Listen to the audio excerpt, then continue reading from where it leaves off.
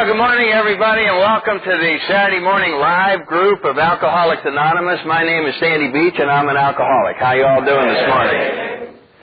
Well, it's good to see everybody. In spite of the bad weather, here we are. Just like we show up at the bars, we're showing up at the meetings.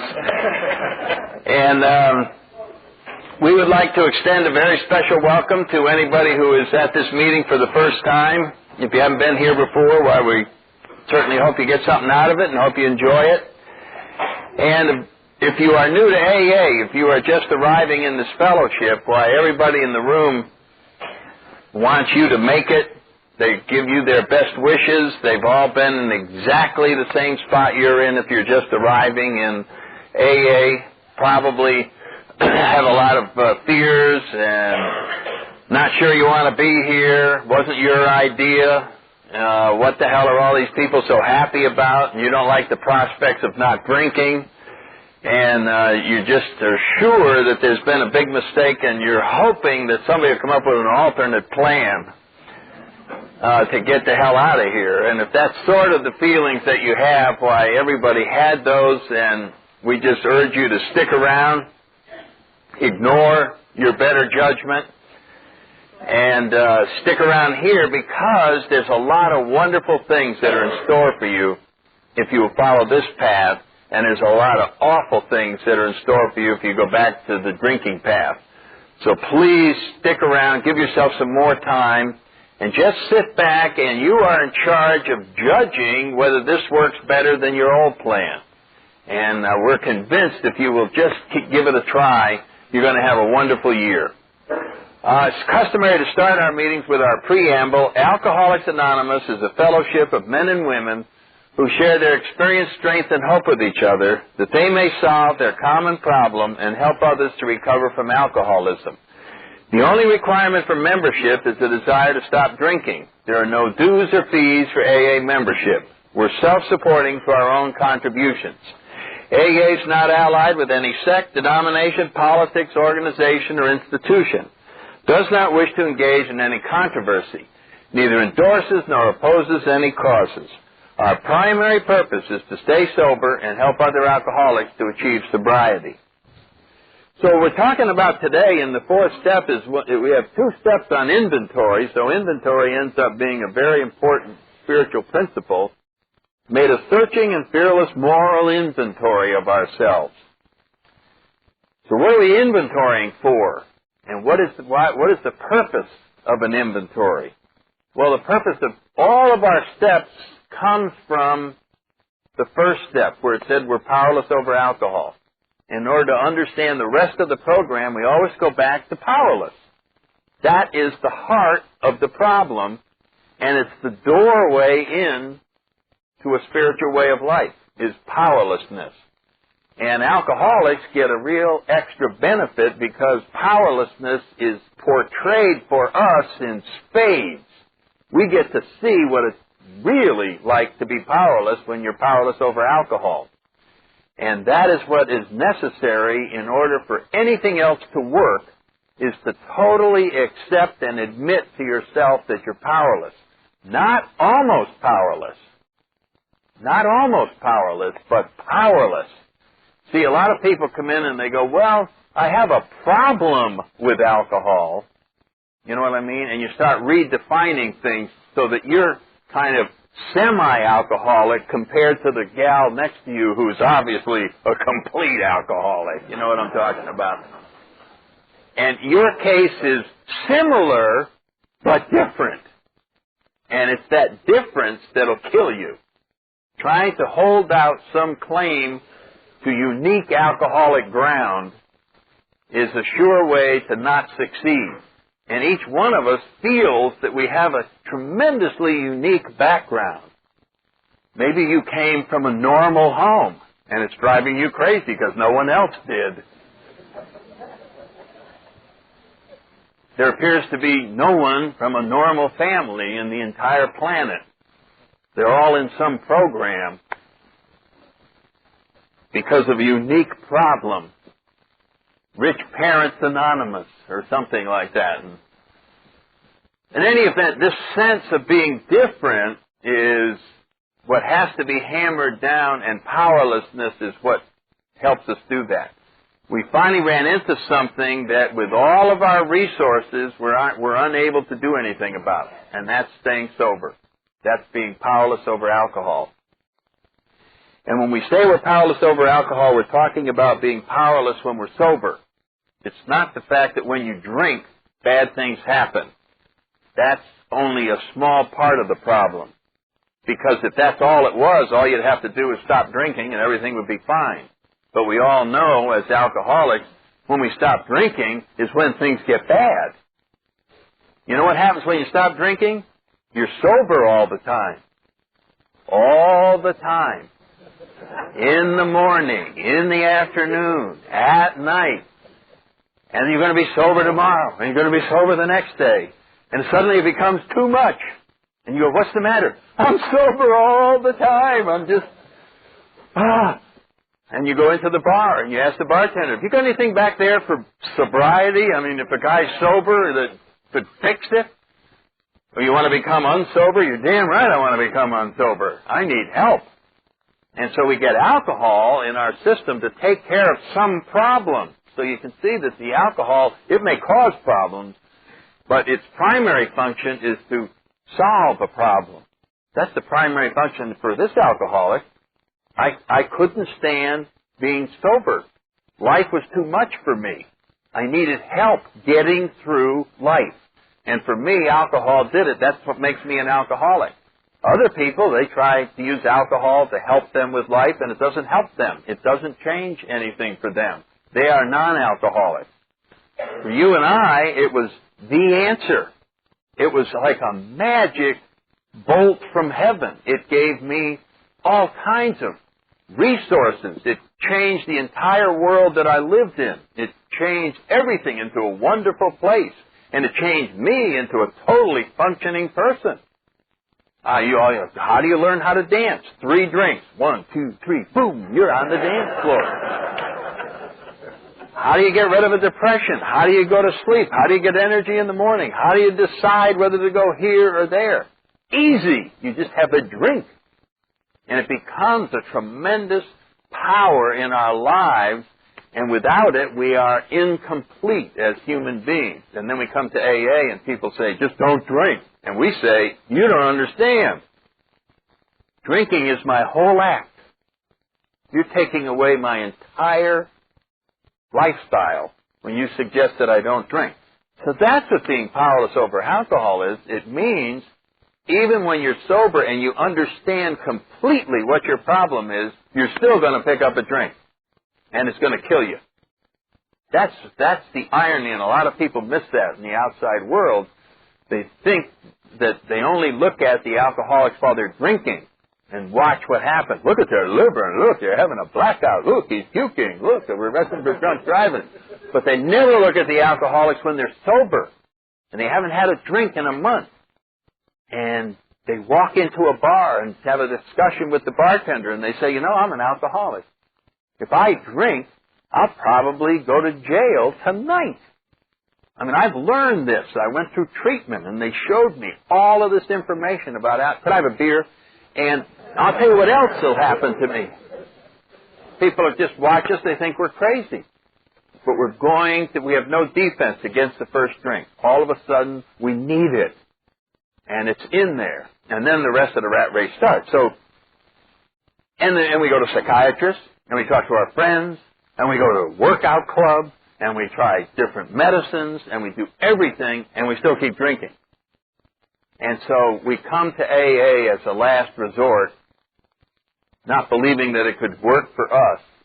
And we are taught that it'll be useless for you to continue to find ways out there to not drink, because there's no way that you will ever be able to stay sober on your own. So the first thing you have to do is surrender. You must give up the idea that you can ever, on your own, not drink.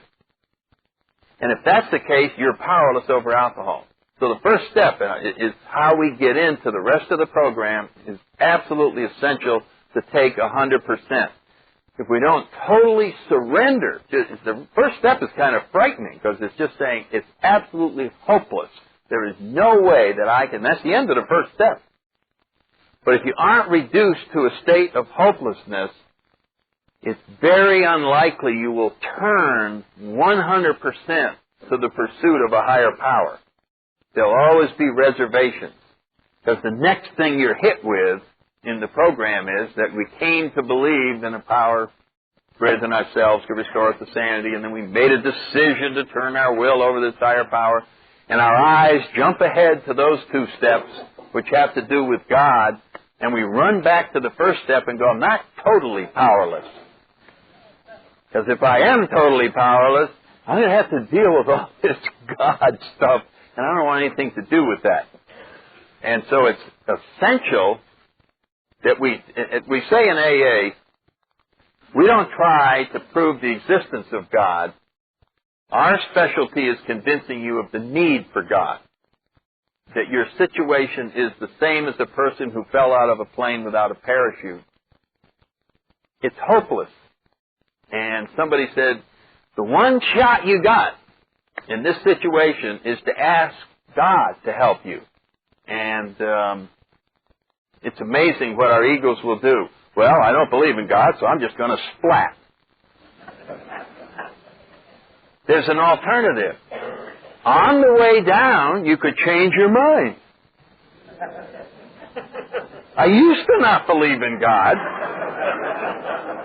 But under these conditions, what the hell have I got to lose? That's the second step. But in order for it to work, you have to see that you've already fallen out of the plane. That you are, that's where you are if you're an alcoholic. You've already fallen out. It's just a question of when you're going to hit. That's what being powerless is. So once we understand that, then there's no debate about the rest of the program.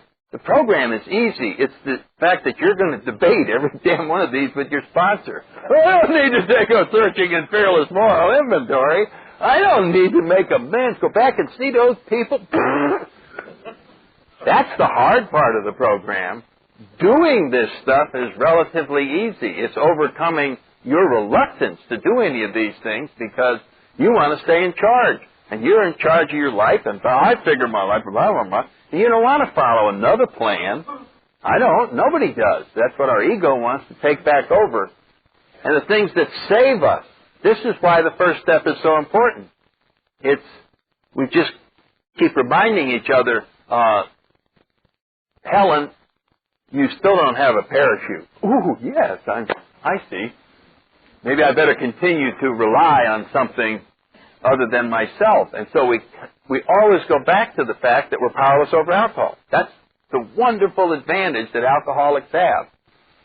They can totally surrender, and alcohol is always there in case we decide not to move on, and it just holds a gun to our head and says, oh, you're not planning on taking the 10th step? Well, and then you go, well, maybe I'll change my mind. So it's that wonderful threat of dying of alcohol that keeps pushing us along this AA path. And in the end, when we get there, wherever that may be, after you've been around a while, and you see that you are moving in a very wonderful direction because alcohol is pushing you that way, then you take credit for it. Well, I decided to become spiritual, and it's quite a wonderful life after all, and I really have serenity now and peace of mind, and a sponsor standing there threatening to choke me if I don't keep on going. And so that's more or less what's really happening, but we don't like to portray it that way. And in AA, we will often say, and I decided to take a searching and fearless moral inventory as if it was an intellectual decision rather than save your ass decision. You know what I'm talking about? But if we want to pass it off that way, that's fine. So the point of all of this is if we're powerless, then we have to find a higher power. That's the only antidote for being powerlessness. There's no other way out of this. And the steps are designed to do that. That's the whole point of the 12 steps, is to enable you to find a power that will keep you happy and sober. That's promise of Alcoholics Anonymous. And it turns out we don't have to go anywhere to find this higher power. We don't have to go to Tibet or any place like that. It has been born inside of us. The fundamental idea of a higher power, as Bill writes in the Big Book, was born deep down inside of us, much like the idea of a friend. The problem is we have, through our own free will, the power to block out this power. We can, through willfulness and self-centeredness, totally keep this off to the side and run our lives all by ourselves and just be me against the world. Now, when we do that long enough, it feels like there is no such thing as a higher power. I don't see any evidence in my life. I don't see anything. But we do have. I'll tell you what the evidence for a lot of us alcoholics is. At least I think it is. You're living this life, and people are saying, well, why don't you straighten out? Why don't you stop saying, hey, I'm having a good time. You know, I'm out there. I'm moving around. It's my life. I'm doing what I want, and I'm having this wonderful time. And you say all these words. That's to keep everybody away. And then it comes late at night, and you're sitting on the bed, and there's part of you that is thinking of committing suicide. There's part of you that can't stand the way things are. And the question is, what is that part of you? What is that within you that keeps causing this pain when it looks at the way that you're living? What is that part of you? You can call it a million different things, your soul, your conscience, your better side, the God inside of you, whatever you want to call it, but it's a rare person who doesn't know what we're talking about when we say there's a part of me that feels something is missing. There's a part of me that feels I'm still not on the right track. There's part of me that just can't stand the way I'm living. I remember that extremely well, and I'll tell you what I was trying to do about it. Now, I don't know if any of you went this far in insanity, but I saw that this part of me was never going to shut up, and that my way of life, because I was an alcoholic, couldn't be changed. I sort of caved into the fact that I was going to be the way I was for the rest of my life, always in conflict with this other part of me, and I was trying to figure out a way to kill my conscience. If I could just quiet that little part inside of me that wanted me to be a good person and to straighten out and do all these things, then I could have peace of mind. That was the only way I saw, since I knew I couldn't change, that I could ever be comfortable as a human being. If I could just kill my soul, then I could be happy. Now, if that isn't insanity, but I remember it, if I could just do that. And we come in here, and what AA does and what this whole program does, it goes after that part of you that wants to be a better person, that part of us that just wasn't satisfied with the way we were, that part of us that said there's something missing. And this is where the higher power is. That whole area has been blocked by our way of life and by our character defects, which we're going to inventory in the fourth step. Fourth step said, made a searching and fearless moral inventory of ourselves. And what we're inventorying is our standard issue human character defects, coming from human emotions, coming from the raw instinctual drives that make us human beings. This is handed out to everybody when they arrive here on this planet as babies. Raw instinctual drives. The drives for survival, the drives for food, the drives for a place in society, the drive for security. I need security, and the drive for sex. And all these forces are just placed in there. Everybody has them. So there's nobody who escapes this, because those raw forces give us the energy to propel us ahead as human beings. That's what causes us to get out of bed in the morning and to go take risks and to go out and do things. And those instinctual drives are like the steam, the fire under a steam engine. The locomotives that used to run by steam, you'd build up the fire to give it the raw energy to produce the steam, and then they harnessed the steam, and it took the train on a trip, and it could pull a tremendous load, and it could not operate without that raw energy. Could not operate. But if that energy wasn't properly controlled, it could destroy the engine. And they had a gauge on there. Now watch it. You can't let the pressure build up this much, and if you just disregarded that and allowed the raw energy of the fire to heat the steam up too much, it just exploded. So the very energy that was necessary to run the train could also destroy it. And the same thing with us human beings. The raw energy of our human instinctual drives, which are absolutely essential to propel us through life, if not controlled, can destroy us. And certainly they were destroying us as alcoholics.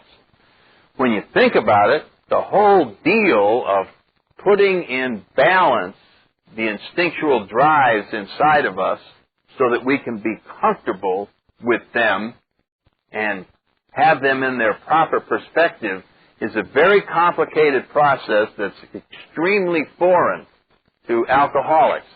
It is called growing up. It is a very, very complicated process. AA is not, people who study AA, I've never seen anybody who said, well, I went to a lot of AA meetings, and one thing that really impressed me there, everyone seemed so grown up. No. That's not what they say. We're trying to move in that direction, but that is not the adjective that describes alcoholics, grown up. So we start this thing from an extremely self-centered position as a baby. Think about babies. They have these instinctual things that hit them. Their diapers are dirty, and they're hungry, and they're lying on the wrong side, and they got to go over here, and they got to do that.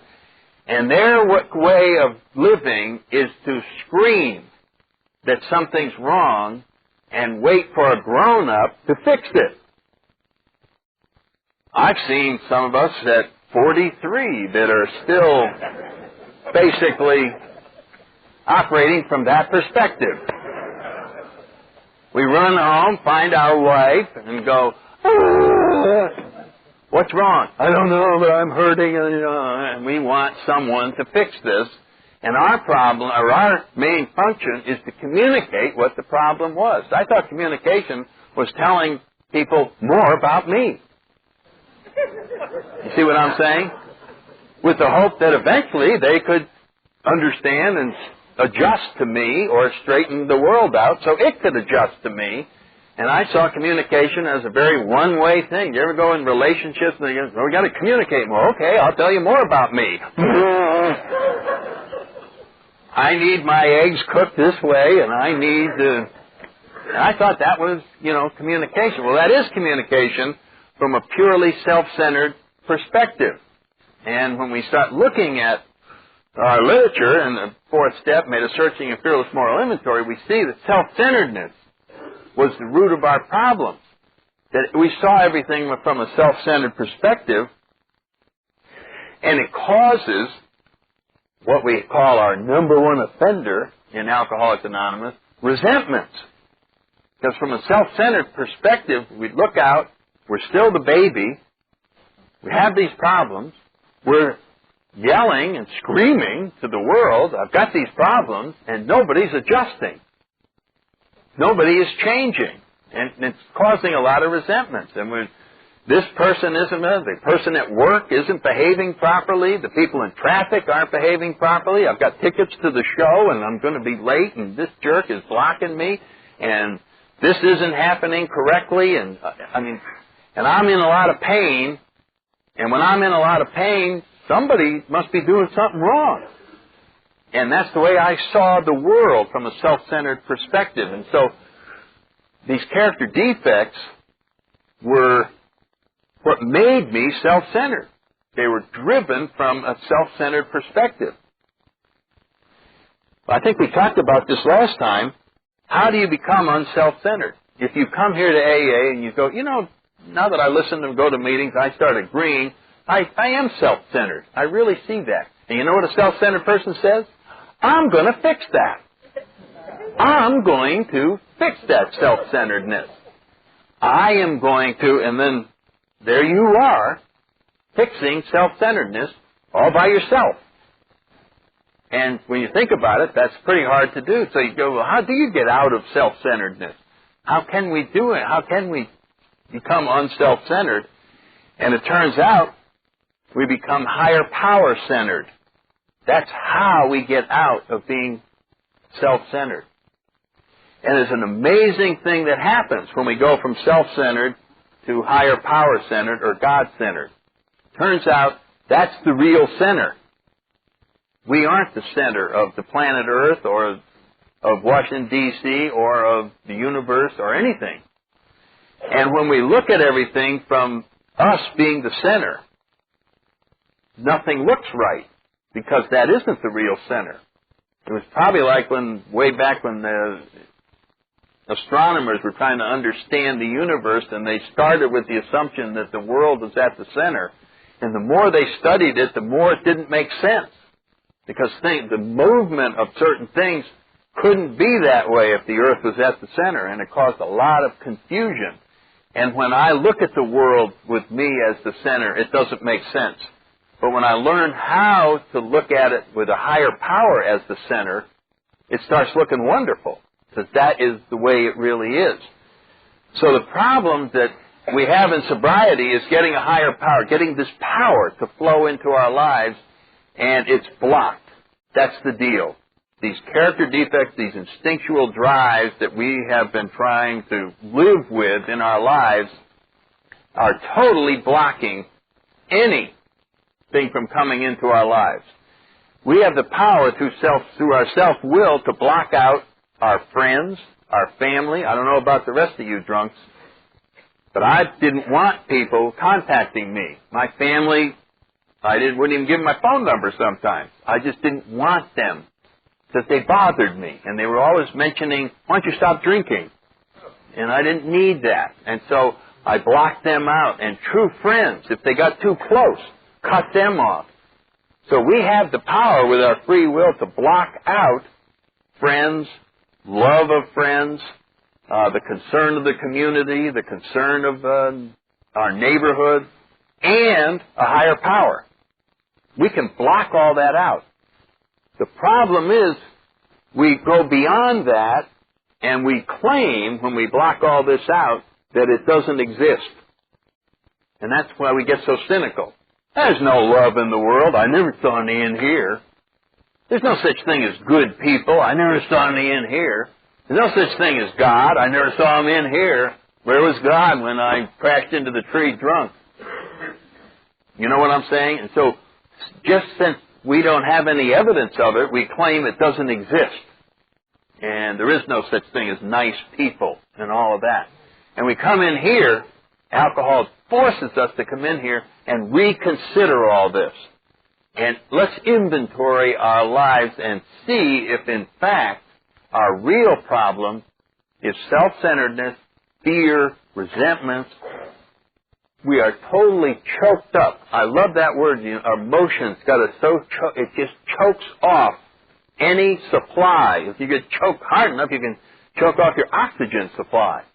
And when we choke off the supply of love, the supply of friends, the supply of a higher power, we start dying. I mean, that's what the worst part of alcoholism is to choke off the spiritual lifeline that all human beings need. So inventory is, when we say a moral inventory, people get uptight about it. They go, well, what did I do wrong? And this makes me a bad person. And we end up with two types of people who are trying to come up to this inventory. Made a list of all these character defects, whatever things we want to list them as: pride, greed, envy. We can use the big book. I'm resentful at, I'm fearful at. And we look at various things that are choking us up or blocking us. And we don't have to make it that I'm a bad person.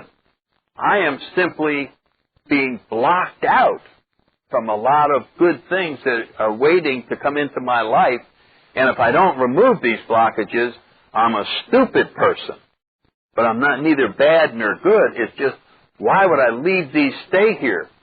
But I remember just feeling that I couldn't take an inventory. There's two types of people that generally arrive here. You're either driven by pride, is much more powerful, or guilt is much more powerful. And the guilt person says, inventory, me, no way. I've never inventoried, and I'll tell you why. I'm not going to go in there and take a look. It's going to be so horrible, it'll get me drunk. I am so uniquely bad. This is that guilt thing. I caused the hurricane in Los Angeles last week by not living right. You know, I am responsible. I mean, this is what the self-centered guilt will just get, and we're absolutely terrified to see what might really be there. On the flip side of that is the arrogance and pride. We come in here and we just go, inventory, what could be wrong with me? Why inventory now? I've stopped drinking. All of my problems were caused by drinking. Now that I'm not drinking, I'm wonderful again. And then we call the family in and say, tell us about Mr. Wonderful. That son of a bitch is worse now than he was when he was drinking. We're secretly praying he goes back to drinking. He's obnoxious and rah, rah, rah, rah. So we find out there's no Mr. Wonderfuls and there's none of those things. They're simply people, and that's where we are. We are deprived of a lot of wonderful things because we are reluctant to let go and ask for help. Our egos insist that we can figure this out. And it'll just carry us right to our grave. And so the fourth step is just saying, let's look at the standard character defects that human beings have so that you can see these blockages in yourself and the disharmony that they're causing in your relations with other people and in the world about you, so that we can set about to get them removed. And the main reason for getting them removed is so this higher power can flow in. It doesn't that when they're removed, we don't suddenly become a better person, but we have this wonderful force that comes in and changes our perspective on the world. It has the spiritual solution is very similar to the alcohol solution. Nothing really changes out there except when you look around, everything looks wonderful. The power to see things as they really are. And so in our fourth step, when it says make a searching and fearless moral inventory, this is a very emotion-disturbing activity because Bill has a line in the 12 and 12 where it says, instincts balk at investigation. They don't really want to be inventoried. You're going to find tremendous resistance as you sit down. Well, I think I really will look at what's wrong, what's blocking in me. And our intellect just goes, don't do that. Go back and look at what's wrong with the world. That's smart. And then you almost get comfortable with that because that's what we specialize in.